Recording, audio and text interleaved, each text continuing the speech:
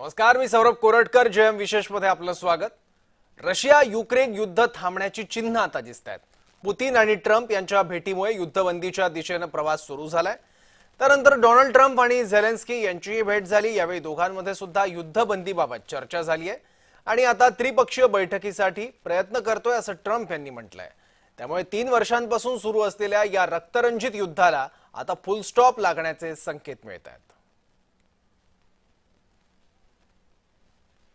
February 2022 रोजी Russia Ukraine युद्धाला सुरुवात झाली.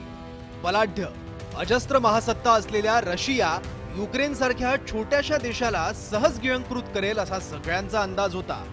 पण प्रचंड ताकद लावून सुद्धा रशियाला या युद्धात निर्णायक विजय मिळवता आला नाही. युक्रेननेही रशियाला कडवा प्रतिकार केला. रशियाला हादरवणारे हल्लेही युक्रेनने केले. त्यामुळे युद्ध लांबलं. हजारो लोक या युद्धात बळी पडले.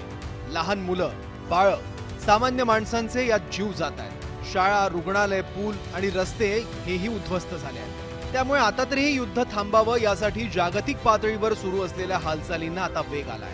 त्यातली सर्वात महत्त्वाची घडामोड म्हणजे 15 ऑगस्ट रोजी झालेली अमेरिकेचे राष्ट्राध्यक्ष डोनाल्ड ट्रम्प आणि व्लादिमीर पुतीन यांची अलास्कामधली भेट. या भेटीमध्ये युद्धबंदीबाबत दोघांनीही चर्चा केली. यानंतर सोमवारी म्हणजे 18 ऑगस्टला झेलेन्स्की यांच्यासोबत युरोपियन कमिशनच्या अध्यक्ष, नाटोचे सरचिटणीस, जर्मन चान्सलर, फ्रान्सचे अध्यक्ष इमॅन्युएल मॅक्रॉन, ब्रिटनचे पंतप्रधान, इटलीच्या पंतप्रधान मेलोनी यांची बैठक झाली. विषय होता अर्थातच युक्रेन रशिया युद्धावर तोडगा काढण्याचा. त्यानंतर ट्रम्प आणि झेलेन्स्की यांच्यातही चर्चा झाली. यावेळेसची ट्रम्प झेलेन्स्की यांची भेट अतिशय महत्त्वाची होती. कारण यापूर्वी फेब्रुवारीत ओव्हल कार्यालयामध्ये जेव्हा दोघांची भेट झाली तेव्हा सगळ्यांसमोरच दोघांचे खटके उडाले होते. झेलेन्स्की यांना कपड्यांवरून हिणवलं गेलं होतं. With us, you start having cards. Right now, you don't. You're playing cards. You're playing cards.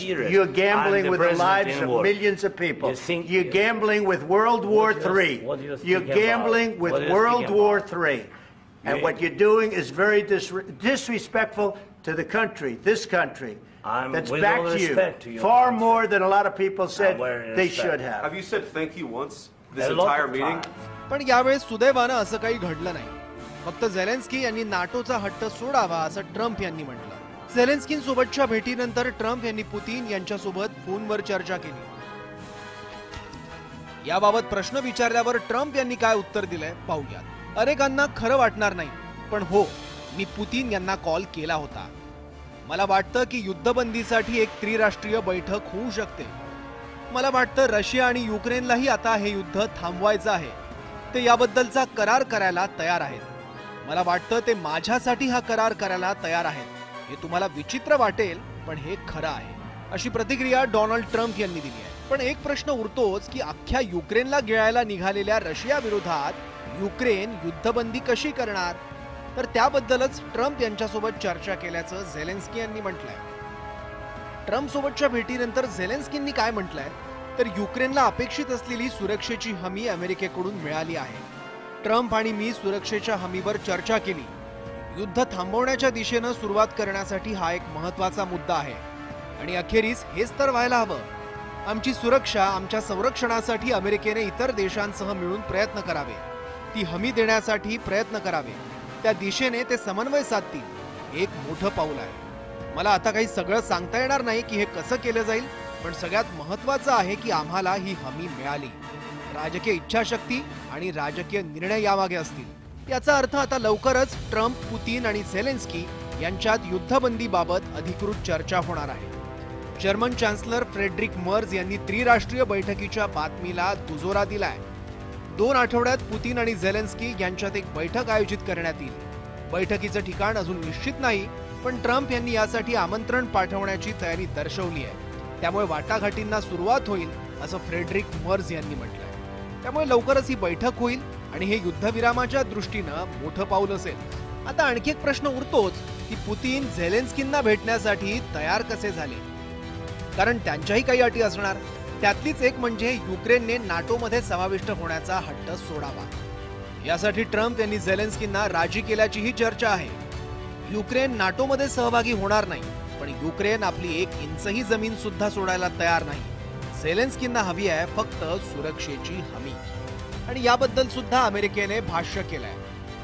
Article 5 प्रमाणे युक्रेनला सुरक्षेची हमी दिली जाईल असं अमेरिकेच्या विशेष राजदूतांनी सांगितलंय। नाटोच्या लष्करी करारातलं हे एक महत्त्वाचं तत्व आणि करार आहे। नाटो सदस्यांपैकी कोणत्याही देशावर आक्रमण झालं तर या आर्टिकलचा दाखला दिला जातो। त्यानुसार नाटोमधील प्रत्येक देश आक्रमणकर्त्याविरोधात लष्करी कारवाई करतील। आक्रमणकर्त्याविरोधात वेगवेगळ्या पातळ्यांवर कारवाई केली जाते। यामुळे रशियाच्या संभाव्य आक्रमणापासून युक्रेनला संरक्षण मिळेल। यासाठीच महत्त्वाचं आहे आर्टिकल 5। म्हणजे युक्रेनवर जर आक्रमण झालं तर युक्रेनला अमेरिकेकडून महत्त्वाची लष्करी मदत मिळू शकते। युक्रेनला युरोपीय निधीच्या मदतीने शस्त्रसाठा दिला जाऊ शकतो। युक्रेन अमेरिकन शस्त्र देखील खरेदी करू शकतो अशी माहिती झेलेन्स्कींनी दिली आहे। तसंच aircraft, anti aircraft defence system आणि $90 बिलियन एक प्रस्ताव तयार असल्याचं झेलेन्स्की म्हणाले।